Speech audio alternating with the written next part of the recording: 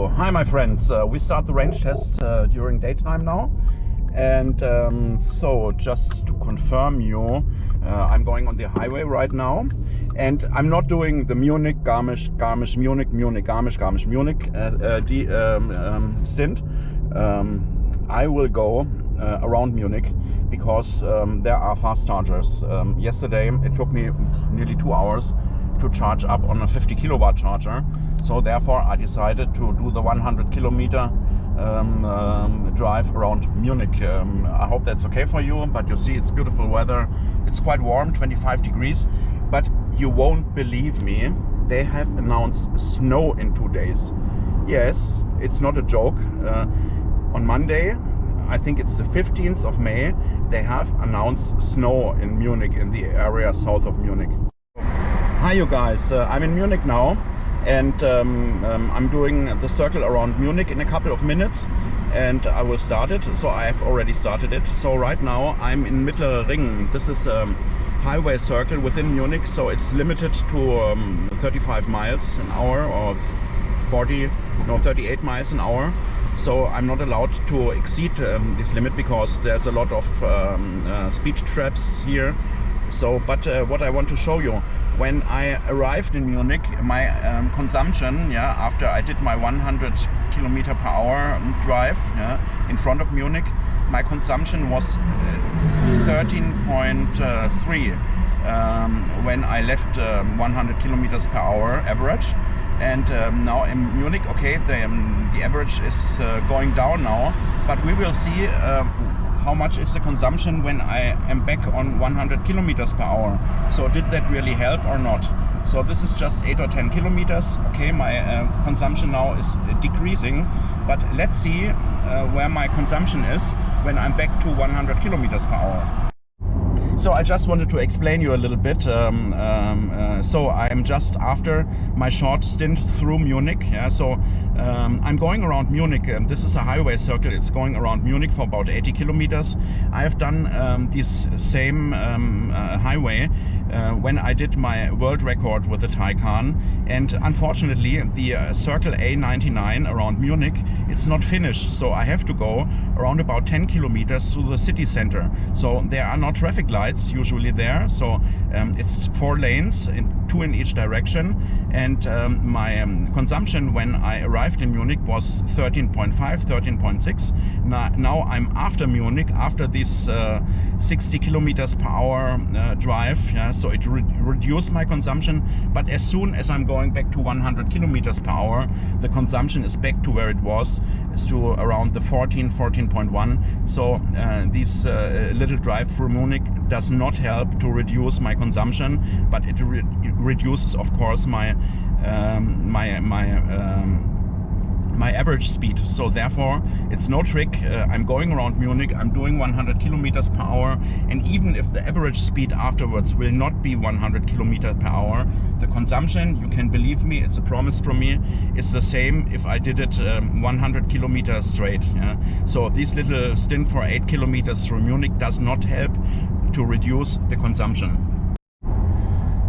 So I've driven 94 kilometers, nearly 100 kilometers. My average speed is 99 kilometers per hour, so which is about 61 miles per hour. My time driven is 57 minutes. So how I did this speed, average speed, I was doing 110, then I had 10 kilometers going through Munich, where you can just drive 60 kilometers per hour, and then I'm back after 10 kilometers on the real highway on the German Autobahn. Then I speeded up to 110, 120, to get back to the 100 kilometer average, and my average consumption is 17.2. So what does that mean? It means the Taycan Turbo S, this is a Taycan Turbo S, 21-inch wheels, is a very, very, very efficient car at 62 miles per hour, and everybody who says something different is, it's not true. Here is the proof. Average speed 99 kilometers per hour, 61 miles. Time driven is 58 minutes, and the distance was 96 kilometers per hour. So what I'm going to do, because I have some time left, I will do the same thing now at 130 kilometers per hour. Will be very interesting what comes out then. So I'm doing the 130 kilometers average speed test now, 80 miles per hour roundabout, and I put back everything to zero. I'm already driven 2 kilometers, and I'm doing 130 kilometers per hour now average till I arrive at the high performance charger.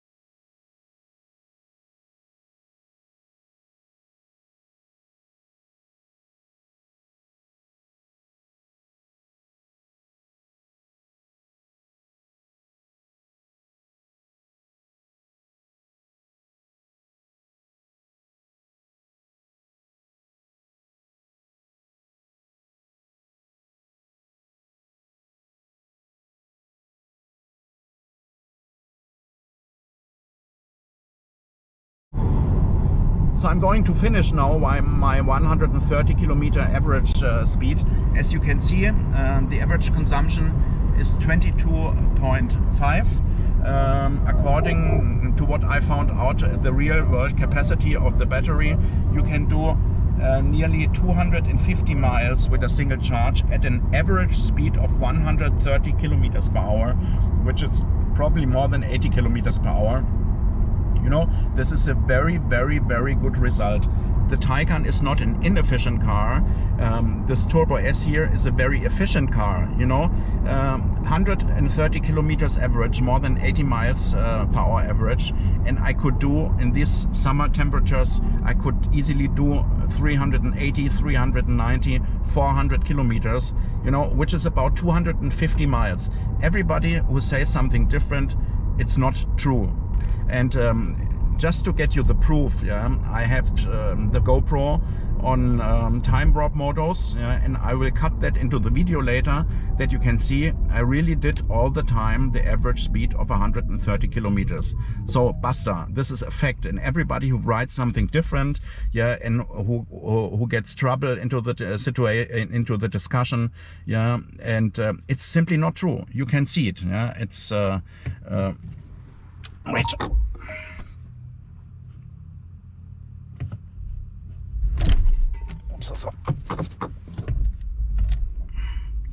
Oh, I have some kind of weird information.